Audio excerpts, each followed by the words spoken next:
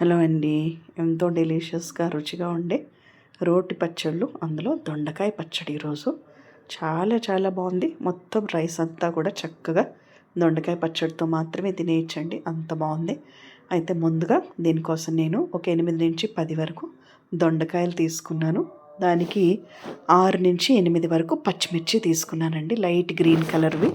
తర్వాత ఒక కప్పుడు కరివేపాకు ఆకులు, అర చెంచా ఉప్పు, పావు చెంచా పసుపు, అర చెంచా ధనియాలు లేదా ధనియాల పొడి, అర చెంచా లేదా ఒక చెంచా జీలకర్ర, పావు చెంచా మెంతులు లేదా మెంతిపిండి, పావు చెంచా మస్టర్డ్ సీడ్ పౌడర్ అంటాం కదా, అంటే ఆవపిండి ఎప్పుడు నా పోపు డబ్బాలోనే ఉంటాయి ఇవన్నీ కూడా. ఆ తర్వాత 2 చెంచాలు మనం చింతపండు పేస్ట్ కింద అయితే, లేదంటే కొద్దిగా తగినంత చింతపండు, కొంచెం క్వాంటిటీ ఎక్కువగా ఉండేటట్టు చింతపండు, ఎందుకంటే పచ్చిమిర్చి వేసాం కదా, ఆ ఘాట్ అనేది తగ్గించడానికి వేసాను. ఒక అరముక్క ఉల్లిపాయ వేసాను, లైట్గా వేపుకోవడం అనమాట.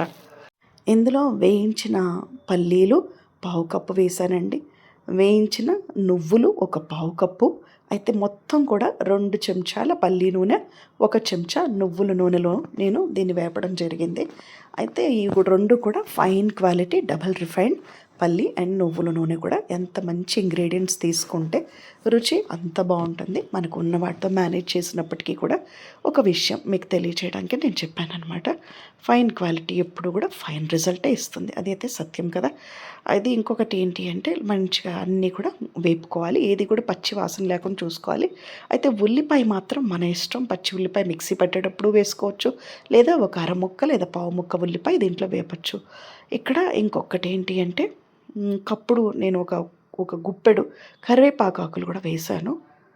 ఉప్పు పసుపు మీకు తగినంత మీరు వేసుకోండి. ఇలా అన్నీ కూడా పచ్చివాసన పోయే వరకు చక్కగా వేపుకొని, ఈ మిశ్రమం చల్లారాక కొద్దిగా నీళ్లు మనం యాడ్ చేసుకుంటూ, వాటర్ కొద్దిగా వేస్తూ మెత్తగా మిక్సీ పట్టుకోవాలండి. మీ దగ్గర పచ్చి మామిడికాయ కనుక ఉంటే ఒక అరముక్క పచ్చి మామిడికాయ కూడా వేసుకోవచ్చు మిక్సీ పట్టేటప్పుడు. మామిడికాయ దొండకాయ పచ్చడి చాలా బాగుంటుంది. అలా నా దగ్గర ఇప్పుడు రైట్ నౌ లేదు, అయినా నేను చేశాను అనమాట. అంతేనండి. 1 చెంచా కుకింగ్ ఆయిల్లో మళ్ళీ పోపు సామాన్లన్నీ తీసుకొని, పావు చెంచా మనం జీలకర్ర, చిన్నటి ఆవాలు, పెద్ద ఆవాలు కాకుండా సన్న ఆవాలు, పావు చెంచా దాంట్లో పచ్చెనపప్పు, మినప్పప్పు బదులు, తర్వాత ఇంగువ, కొంచెం కరివేపాకు యాడ్ చేసుకొని, ఒక 4 వెల్లుల్లిపాయ రెబ్బలు ఇక్కడ కూడా వేశాను. ఇందాక మిక్సీ పట్టేటప్పుడు కూడా 5, 6 లేదా 7 వరకు కూడా పొట్టు తీసేసిన వెల్లుల్లిపాయ రెబ్బలు కూడా వేసి మిక్సీ పెట్టానండి. అది మీ చాయిస్ అనమాట, ఇక్కడ వేసుకోవచ్చు అక్కడ కూడా వేసుకోవచ్చు, 2 రకాలుగా.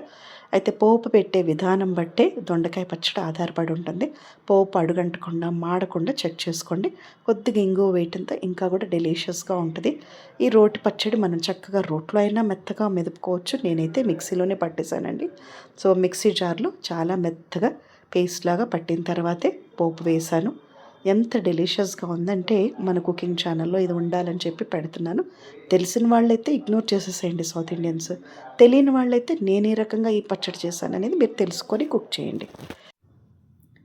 ఇక్కడ తాలింపు వేసుకొని చక్కగా దొండకాయ పచ్చడిలో ఈ తాలింపు మాడకుండా అడుగంటకుండా వేసేసుకొని కలపాలండి. ఆ తర్వాత వేడి అన్నంలో చక్కటి సీడ్స్, ఒక 2-3 ఆలు బజ్జీ, ఒక ఆలుగడ్డ తీసుకొని బజ్జీ అలా చేశాను. నెక్స్ట్ వీడియోలో అప్లోడ్ చేస్తా. ఈరోజు లంచ్ అయితే మొత్తం ఈ దొండకాయ పచ్చడితోనే అయిపోయింది. ఇంకేమీ తినాలని కూడా అనిపించలేదు, అంత బాగుంది. చూస్తున్నారు కదా పైన వీడియోలో. చక్కగా వేడి అన్నం, దాంట్లో ఆవు నెయ్యి, కాస్త దొండకాయ పచ్చడి నంచుకుంటూ చెప్తుంటేనే నోరు ఊరిపోతుంది, అంత బాగుంది. మీరు కూడా ట్రై చేయండి. ఒక ఆలు బజ్జీ వేసుకొని మంచిగా నంచుకుంటూ పక్కన ఆమ్రస్, ఇప్పుడు మంచిగా మనం అంటాం కదా మామిడికాయ పానకం అంటాం కదా ఇటు సైడ్, అలా మంచి బంగినపల్లి మామిడి పండు రసం.